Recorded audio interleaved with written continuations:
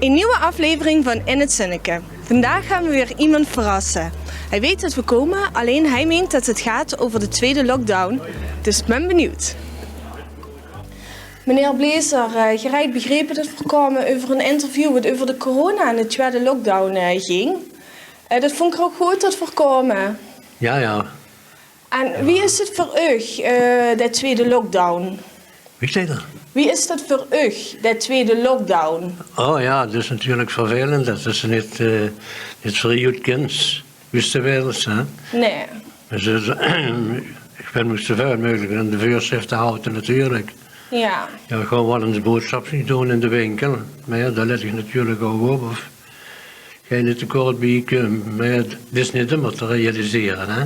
Nee. Dan heb je dan langs zich door, of sta je dan de vlag achter dit, ja. Ja. Je kunt slecht met de veerachterhoed beginnen te houden en zo. Ja. Ja. En ik heb begrepen, je zit alleen. Wat meer? Je zit alleen? Ik ben alleen, ja. De vrouw is gestorven 2 jaar geleden. Ja. Ja. Ja, dat is natuurlijk niet zo leuk in deze tijd om ook nog alleen te zijn, hè? Net zoals vele oude lui, zeg maar. Ja, dat is zeker niet plezierig, nee. Nee. Maar ik werd nogal goed opgevangen door de dochter. Dat is fijn. En de kleinzoons. Ja, daar staat hij neven uw kleinzoon en de dochter Yvonne, die heeft namelijk een mailtje gestuurd. Ja. Want ze vonden het leuk om u een keer in het zinnetje te zetten. Oh. Want je hebt al die jaren voor je vrouw gezorgd, ja? Je wordt mantelzorger. Ja, in ieder geval dat het 5 jaar ging.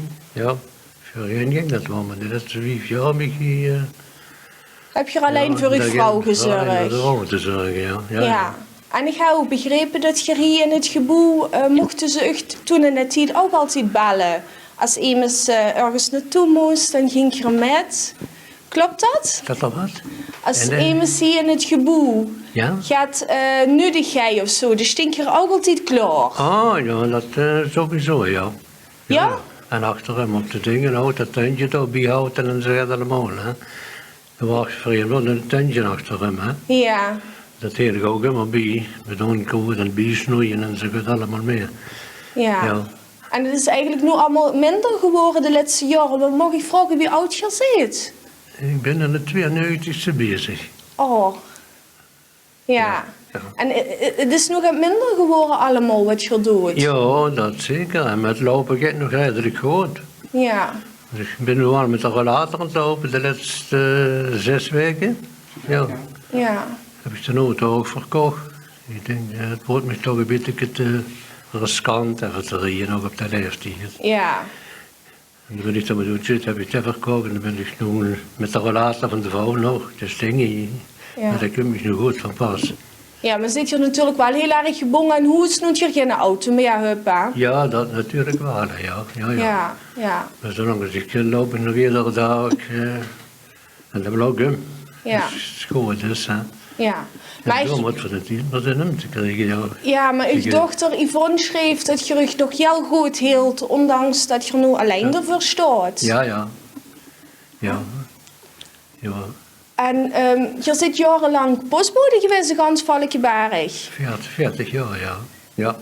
Je hebt een hoop metgemaakt, denk ik, op dat gebied, of niet? Dat is zo'n alles gaat, ja. Nog het leukste wat je ons kunt vertellen daarover? Het leuks. Ja, met een jaar. Dan moest er postbezorgen, maar op Suppa, dat de gewinten.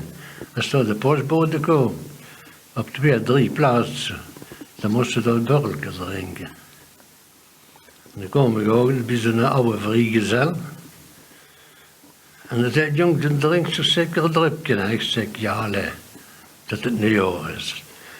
En dan zat er mee, ik ging naar de kaas houden en een glas gedroogd ging dan met de vinger in zo.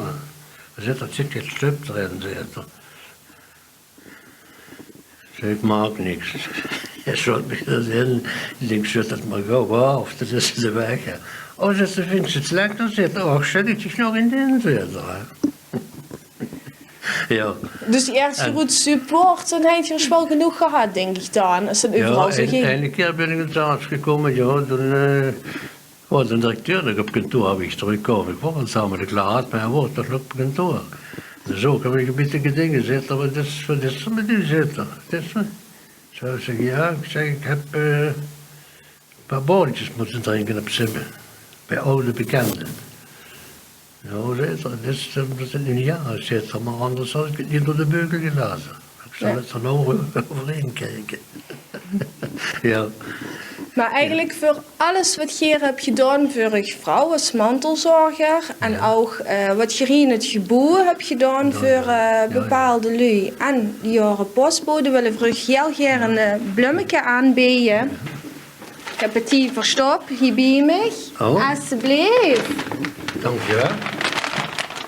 Komt dus door je dochter hiervan en nu je kleinzoon Raoul, die hebben dat voor je geregeld. Ja. Hartstikke bedankt. Graag gedaan. Het was hartstikke leuk. Dit was weer een aflevering van In het Zinneke. Kent u ook iemand die het verdient om in het zinneke gezet te worden? Mail dan naar inhetzinneke@tvvalkenburg.tv. En wellicht gaan we de volgende keer bij diegene langs.